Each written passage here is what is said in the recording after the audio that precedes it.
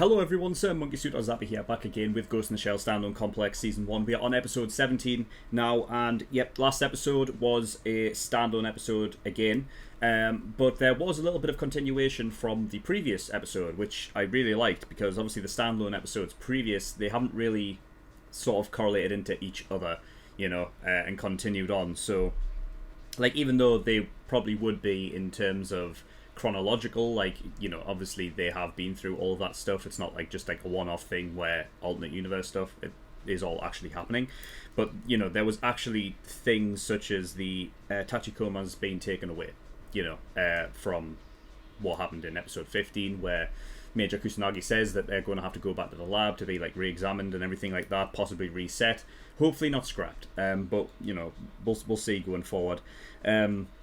But yeah, last episode was really, really, really cool. Because I've said countless times before, I like the character development in the standalone episodes. We get to know very much about. It'll kind of like focus primarily on one character in these standalone episodes, so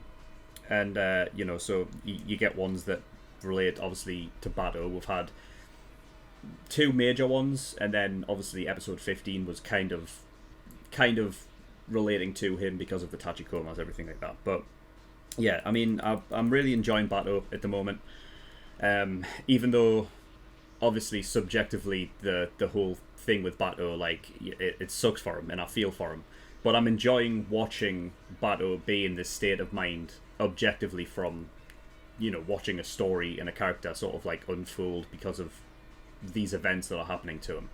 I mean, it's all like coming, it's like a tsunami is hit Bato, you know what I mean? It's not like he's getting like jabbed every so often. It's like, all of this is coming at him at once. You know what I mean? The Tachikomas were obviously, the Tachikomas I feel like were the most hard hitting.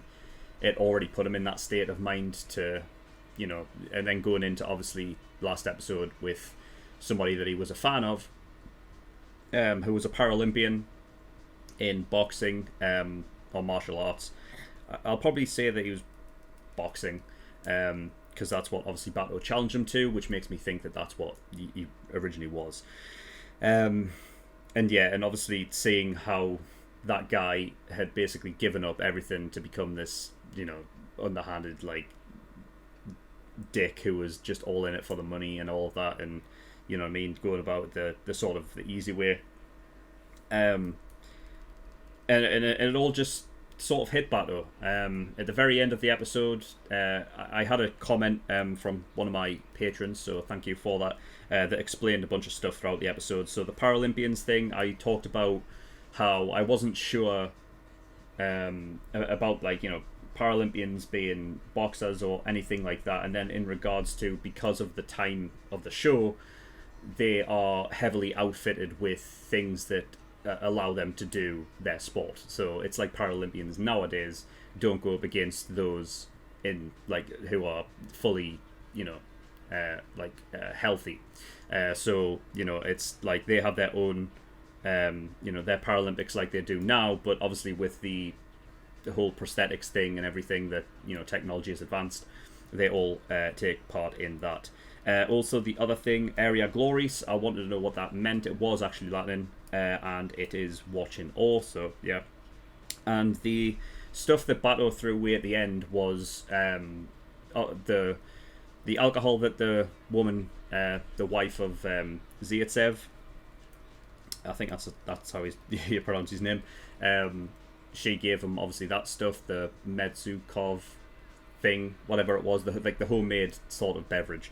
He threw that along with the organic oil of the Tachikomas. So that was just, I guess, symbolism of both of those things hitting him at once, and Bato's just sick of it. And it's tough. I feel for Bato, I wish he hadn't thrown that alcohol stuff, but I guess it's just reminding him, and also the fact of, like, obviously it was meant for a wife that he didn't have, and that so-called wife that Bato seemingly wants, she's not returning the affection. So yeah, I mean, Bato's not having a great time with it. So yeah, I'm excited objectively to see how this affects him in the upcoming episodes, everything like that, and we'll see what goes on. But yeah, I don't need to talk about anything else. So yeah, if you do want to go watch the actual reaction to episode 17, link is in the description. There's also a link to the full length if you want to watch it in full and not just the 10-minute version, then the offer is there for you. But yeah, nothing else to really talk about. So we're going to get in episode 17 and see what we get. So without further ado, let's go.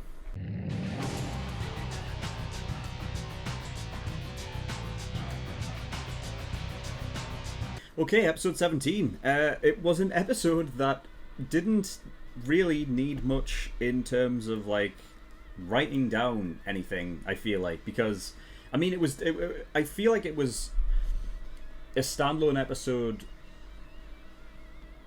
primarily that I could sit back and just enjoy what was happening, almost, you know what I mean? Because there wasn't actually anything to look out for. I think I've become sort of expectant on, like, I've come to expect standalone episodes because they have that just one episode arc involving, you know, like a possible mystery or something like that my mind automatically goes to looking for that kind of stuff. So I mean, I was completely wrong about the woman. I put it out there in the stratosphere so that, like, if it did come back later on in the episode that she was in, like, she was behind it all, that it, like, I guess I was smart enough to get it, but I wasn't. It wasn't a case of being smart to figure anything out. It was more just like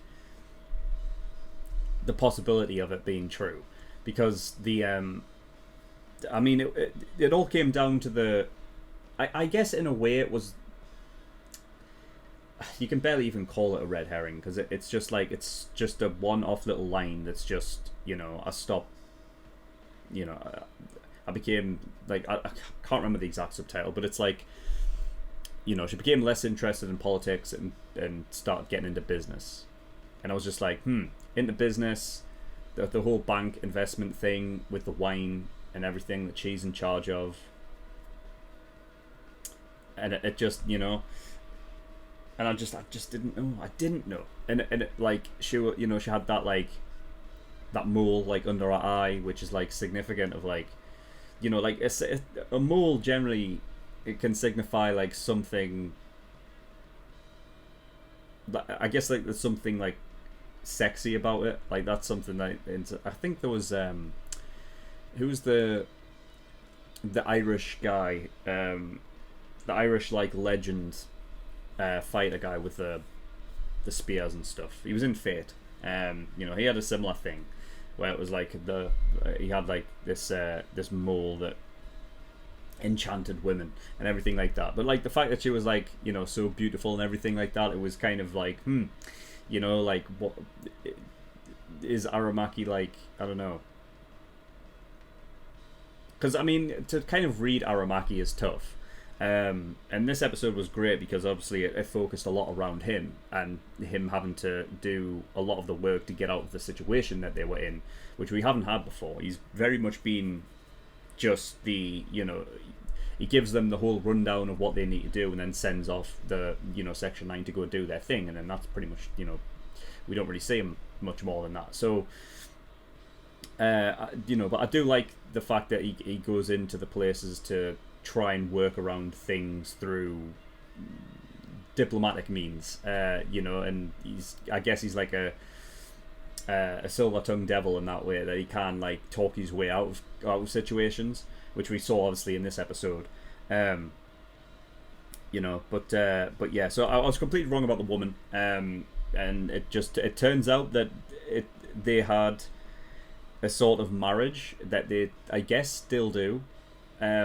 Or if it was, I don't know, implicated that it was more of a, there was a proposal and they were engaged, but they never got married, and, you know, maybe it's a case of, like, they split up because of, you know, I mean, Aramaki's career wouldn't allow much in the way for marriage. You know, the time that he could spend with her would be, you know, it wouldn't be a lot. So, you know, maybe, and I think that's what it was. Obviously, it was referring to that, and she possibly went away from Japan so that she wasn't, I don't know, like, it's easier to sort of, I guess, not dwell on it when she's within distance of Aramaki, you know. And maybe that is the case, you know. I mean, the one thing I will say is that I don't know why he didn't just stay with her for the night. Instead, he went back to the hotel and drank the bloody wine with Kusanagi, you know. But like, I don't know. I guess it's the case of like not wanting to get attached again. It felt like that's what Aramaki was like. He sort of felt when he was, you know, when he was slightly walking away, where it's like the feelings are there, but it's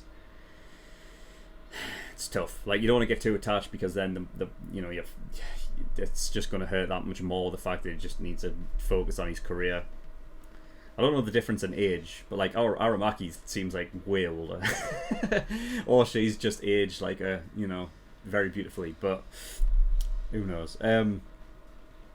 So yeah, it was just a nice little episode to just sit back and enjoy and watch Aramaki's his sort of like resourcefulness. You know, obviously taking account of what they have at their, you know, at their disposal, where they can, you know, use a grenade,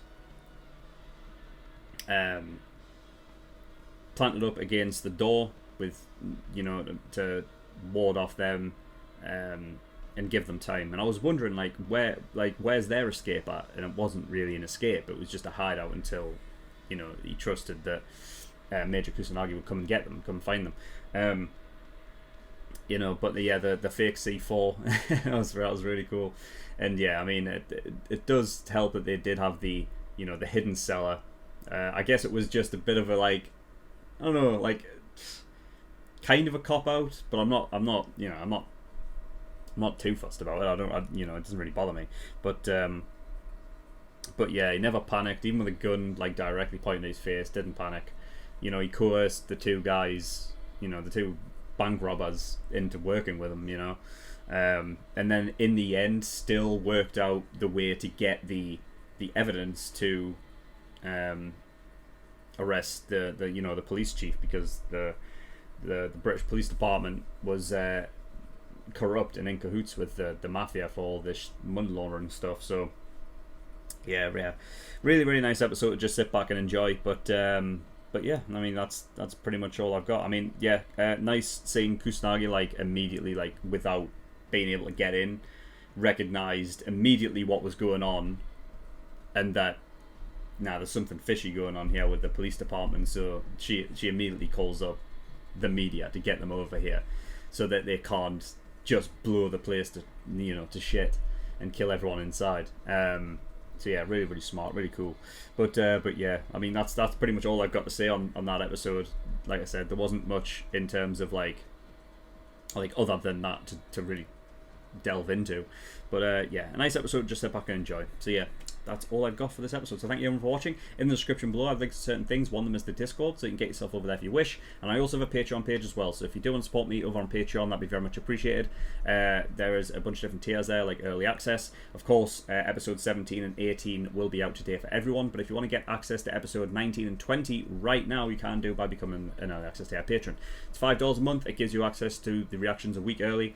And yeah, that's that. There's also the full length. If you do want to watch any of my reactions in full, then the full length tier is there for you. And there's the exclusive tier, which gives you access to my movie reactions when I start reacting to movies and things like that. So yeah, go have a look at those, see what they offer. But that is all I've got. So thank you for watching. I'll see you all next time. Bye bye.